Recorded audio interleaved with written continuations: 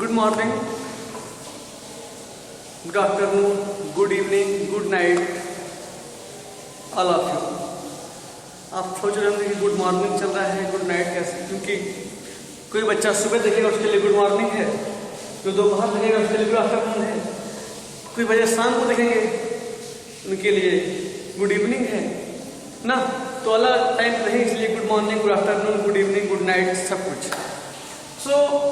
बेटा आज हम आपके बुक से चैप्टर 9 है आपका एनसीईआरटी, चैप्टर नेम है the living organisms characteristics and habitat. Okay, characteristics and habitat शायद आपको दिख नहीं पा रहा होगा, बट चैप्टर का नेम मैं बोल दे रहा हूँ, the living organisms characteristics and habitat. तो हम स्टार्ट करते हैं, let's start the topic. Living organisms के कैरेक्टर्स क्या होते हैं? पहली चीज आती है, how can we identify, how can we recognise, how can we clarify, how can we justify that these substance are living and these are non living. हम कैसे आइडेंटिफाई करेंगे कि कोई सब्सटेंस है, कोई चीज है जो लिविंग है और दूसरे उसके बगल में कोई चीज रखी हुई है वो नॉन लिविंग है? हम कैसे उनको पहचानेंगे? तो ध्यान देना बेटा, आप लोग जानते भी होंगे कि लिविंग थिंग जो होते हैं वो क्या करते हैं, वो खाना वाना खाते हैं अपना, और नॉन लिविंग खाना नहीं खाते। बट हम इसको थोड़ा सा अलग तरीके साइंस की लैंग्वेज में पढ़ेंगे। ध्यान देना बेटा कि लिविंग और नॉन लिविंग को डिफ्रेंशिएट करने के लिए मेन 7 कैरेक्टरिस्टिक्स बनाए गए हैं।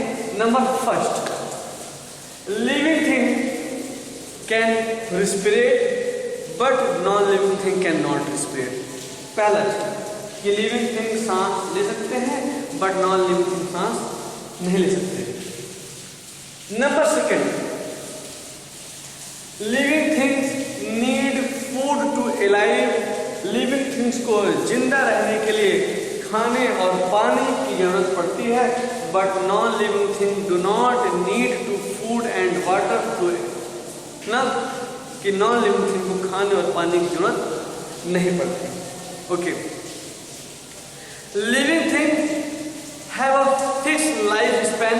लिविंग थिंग्स की एक फिक्स लाइफ टाइम होती है कि वो इतने साल, इतने महीने या फिर इतने दिनों तक ही जिंदा रह सकता है, उससे ज़्यादा नहीं होगा। ऐसे इंसान क्या है, इंसान मैक्सिमम 100 ज़्यादा 150 साल हो ना।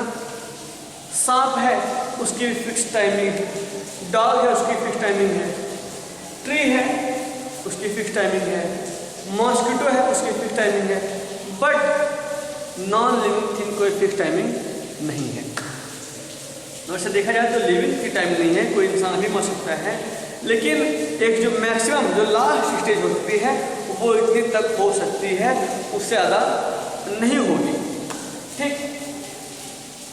नंबर 4 है कि living thing can move but non living thing can not move. Living thing move कर सकते हैं but non living thing can not move, but non living thing move नहीं कर सकते। Number 5, living thing can reproduce, non living thing can not reproduce. Okay. Number 6, living things can respond to the stimulus. Living thing stimulus के according response कर सकते हैं, but non living thing can not respond to the stimulus. What is stimulus? Stimulus बेटा ये होता है कि आपके चारों तरफ जो इन्वायरमेंटल जो चेंज होते हैं, हम और आप उनके अकॉर्डिंग क्या करते हैं, रिस्पॉन्स करते हैं। सपोज दैट अभी गर्मी का समय चल रहा था, अब ठंडी आ रही है। गर्मी में हम लोग बढ़िया से हाफ टी शर्ट ना, फ्री एकदम हल्के हल्के कपड़े पहन के चलते थे, क्योंकि गर्मी का मौसम था, हम गर्मी अकॉर्डिंग रिस्पॉन्स कर रहे थे। अब धीरे धीरे क्या मौसम चेंज हो रहा है, ठंडी आ रही है ना। अब आप जो गर्मी में कपड़े पहनते थे उसे ठंडी पहन निकली, जरा जनवरी में दिखाइए आप जनवरी को वही कपड़े आप पहनने के लिए आप नहीं कर पाएंगे। क्यों? क्योंकि हमें क्या होता है, living thing stimulus recording, environmental changes recording अपने आप क्या करता है, रिस्पॉन्ड करता है। और जो हमारे चारों तरफ जो रिस्पॉन्ड इन्वायरमेंटल चेंज होते हैं इन्हीं को हम स्टिमुलस कहते हैं। ओके, तो ये सब क्या थे?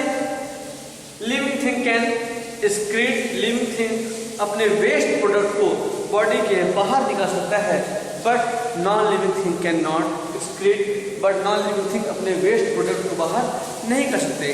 तो ये 7 मेन कैरेक्टरिस्टिक्स हैं जो आइडेंटिफाई करते हैं कि these things are living and these are non living. तो ये था हमारा लिविंग थिंग्स, लिविंग ऑर्गेनिज्म के कैरेक्टरिस्टिक्स। अब हम अपने टॉपिक पर आते हैं। हमारा पहला टॉपिक है एडॉप्टेशन। ध्यान रखना, एडॉप्टेशन नाम सुना होगा आप लोगों ने, आप प्रीवियस क्लास में पढ़े होंगे। थोड़ा सा एक कहानी बताना चाहूंगा मैं आपको कि हाई क्लास में, बड़ी क्लास में आते हैं, एक साइंटिस्ट हुआ करते थे, उनका नाम था लैमार्क।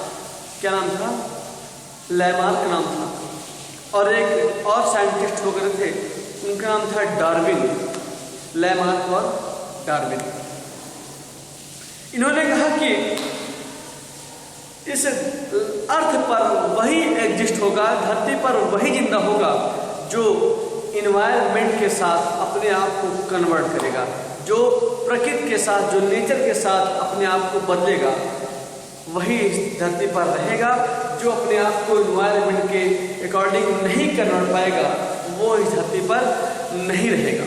इस बात को ध्यान रखना कि हम इस धरती पर तभी तक हैं जब तक हम इन्वायरमेंट के अकॉर्डिंग हैं। ऐसा तो है नहीं कि इन्वायरमेंट हमारे अकॉर्डिंग कन्वर्ट होगा। हम चाहेंगे ठंडी आए ठंडी आएगी, हम चाहेंगे गर्मी है तो गर्मी आएगी, हम चाहेंगे बरसात आ जाए तो बरसात आएगी, हम चाहेंगे धूप छट जाए, ठंडा मौसम हो जाए, ठंडा मौसम हो जाएगा, हम कहेंगे रात को भी सूरज निकल आए, तो ऐसा तो होगा नहीं। इन्वायरमेंट अपने नेचर अपने अकॉर्डिंग काम करेगा, हमें उसके अकॉर्डिंग कन्वर्ट होना होगा ना। तो एडॉप्टेशन में कुछ ऐसा ही है। एडॉप्टेशन में होता क्या है कि the living things convert themselves, living thing अपने आप को बदलते हैं, किसके according? According to the nature. क्यों? रहने के लिए।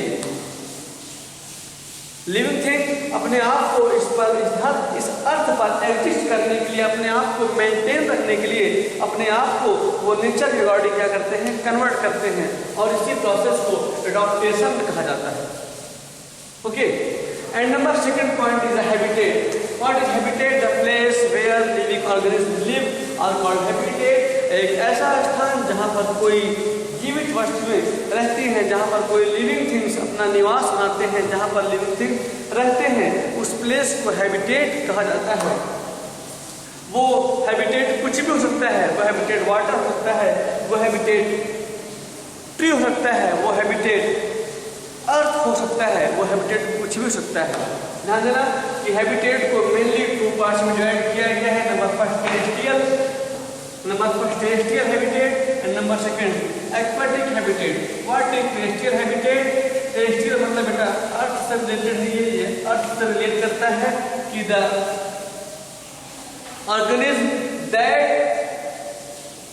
लिव्स ऑन द अर्थ, जो धरती पर रहते हैं, जो जमीन पर रहते हैं, जिनका निवास स्थान धरती है, जो अपना सब कुछ धरती पर बनाते हैं, उस टाइप के ऑर्गेनिज्म को, उस टाइप के हैबिटेट को टेरेस्ट्रियल हैबिटेट कहा जाता है। ओके, एक्वाटिक हैबिटेट बेटा, एक्वाटिक हैबिटेट वाटर से रिलेट करता है। एक्वाटिक हैबिटेट वाटर से रिलेट करता है। The habitat where those organisms live into the water, ऐसे ऑर्गेनिज्म जो वाटर में लिव करते हैं, जो वाटर में अपनी लाइफ को कंटिन्यू करते हैं, तो वाटर में रहने वाले ऑर्गेनिज्म को एक्वाटिक कहते हैं ना। जैसे फिश क्या है? एक्वाटिक एनिमल है। Fish is a aquatic animal और उसका हैबिटेट क्या है, वाटर हैबिटेट है उसका। तो terrestrial habitat and aquatic habitat. The organism that lives into the water are called aquatic animal and that habitat is called the aquatic habitat। ठीक, but कुछ organism ऐसे हैं बेटा जो आपके अर्थ पर भी रहते हैं और आपके वाटर में भी अपनी लाइफ को परफॉर्म कर पाते हैं। जैसे for example frog, crocodile, some snakes ना। अब जो क्रोकोडाइल है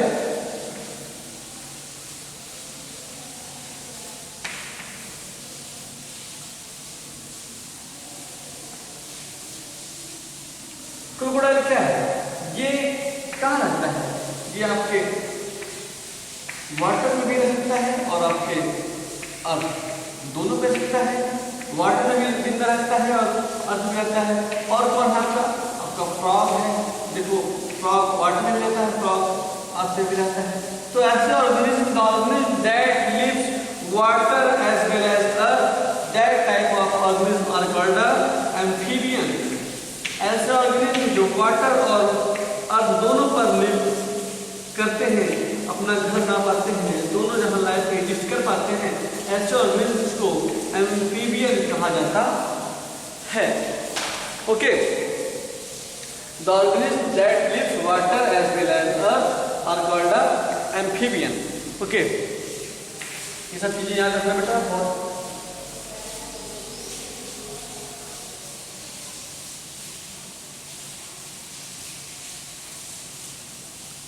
next point is biotic component. ध्यान देना बेटा कि जब भी आपको बायोटिक कंपोनेंट की बात करें तो समझ लेना यहाँ लिविंग थिंग की बात होती है। ओके, अगर लिविंग की बात होगी तो नॉन लिविंग की भी बात होना जरूरी है। तो हम बायोटिक कंपोनेंट जब बात करते हैं तो लिविंग थिंग की बात करते हैं कि एक ऐसा कंपोनेंट जहां पर लिविंग थिंग सर्वाइव करते हैं, एक ऐसा कंपोनेंट जहां पर लिविंग थिंग सर्वाइव करते हैं, that type of component are called biotic component. Okay ना, तो एंटीबायोटिक कंपोनेंट में क्या है कि ऐसा कंपोनेंट जो क्या हो, नॉन लिविंग हो, एक ऐसा कंपोनेंट जो क्या हो, नॉन लिविंग हो, that type of component is called abiotic component. Okay, and last and next point is germination. What is germination? Germination means the converting of seeds. Suppose that this is seeds, the converting of seeds into the plants. Okay, seeds है आपका, germinate हुआ किस form में, plants के form में convert हुआ, so that process is called germination. The converting of seeds into the plants, that process is called germination. Okay, and next point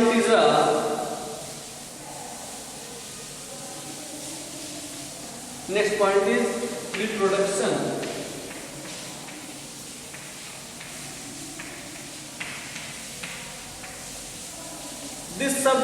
This word is made up of two words. This sentence means number first re and number second production. Re means again, एक ऐसा production जो बार बार होता हो। जैसे मैं बताऊं आपको, the reproduction क्या है, ये एक प्रोसेस का नेम है। This is a process in which a living organism produce young ones of own kind. इस प्रोसेस में क्या होता है कि कोई लिविंग थिंग अपने ही काइंड का, इंसान को, गाय को, गोट को, स्नेक को, बर्ड को, पिकॉक को, तो क्या होगा, अपने ही ओन काइंड के यंग वंस को प्रोड्यूस करें और ये प्रोसेस लगातार कंटिन्यू होता रहे। जैसे एक ह्यूमन दूसरे ह्यूमन प्रोड्यूस करे, फिर ये ह्यूमंस दूसरे ह्यूमंस को, फिर ये ह्यूमन तीसरे को, ये चौथे को, ये पांचवें को, ये छठवें को। यही प्रोसेस ओन काइंड मतलब ह्यूमंस को ही प्रोड्यूस करें और यही प्रोसेस कंटिन्यू चलता रहे।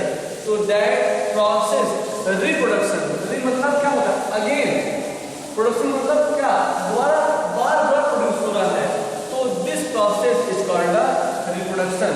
Reproduction are two types, reproduction दो टाइप के होते हैं बेटा। Reproduction occurs in two types. Number second, number first is sexual reproduction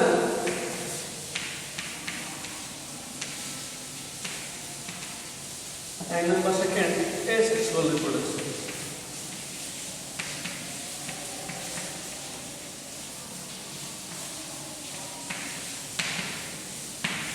okay, ध्यान देना बेटा कि इसके बारे में जब आप थोड़ा सा क्लास आपकी इंक्रीज होगी, 9 से 10 पहुँचेंगे आप, तो उनके बारे में इन दो टॉपिक्स को आपको वहाँ पर डिटेल में डिस्कस किया जाएगा।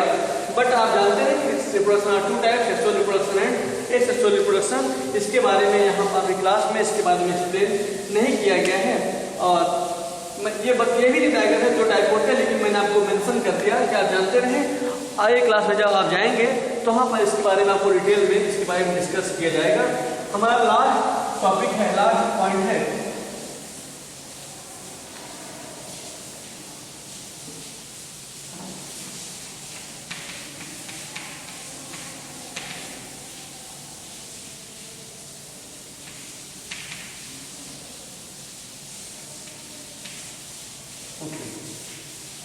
ये हमारा बेटा लास्ट टॉपिक है। इट मीन्स एक्सक्रीशन मीन्स होता क्या है, ध्यान देना बेटा कि जब कोई लिविंग ऑर्गेनिज्म अपने बॉडी के अंदर जो वेस्ट प्रोडक्ट हैं उनको जब बाहर निकालता है तो ये एक प्रोसेस का नाम है, the process in which a living organism excrete to the waste product from our body. जब कोई लिविंग ऑर्गेनिज्म अपने बॉडी के वेस्ट प्रोडक्ट को बॉडी के बाहर निकालता है तो उस प्रोसेस को एक्सक्रीशन कहा जाता है। ध्यान देना कि हमारे बॉडी के अंदर वेस्ट प्रोडक्ट निकालने के लिए सबसे ज़्यादा रिस्पॉन्सिबल किडनी होती है। ध्यान देना बेटा कि kidney is the main excretory organ in our body. Kidney हमारे शरीर में सबसे अधिक गंदगी को बाहर निकालने में काम आती है।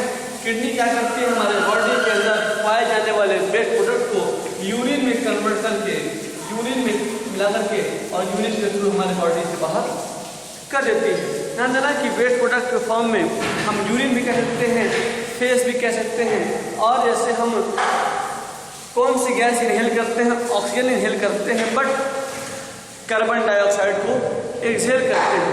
तो कार्बन डाइऑक्साइड क्या है, वेस्ट प्रोडक्ट है, ठीक है। तो what is excretion, the process in which the living organism excrete to the waste product from our body. That process is called the excretion and kidney is the main excretory organ in our body. Kidney हमारे शरीर की सबसे main organ होती है waste product को बाहर निकालने के लिए।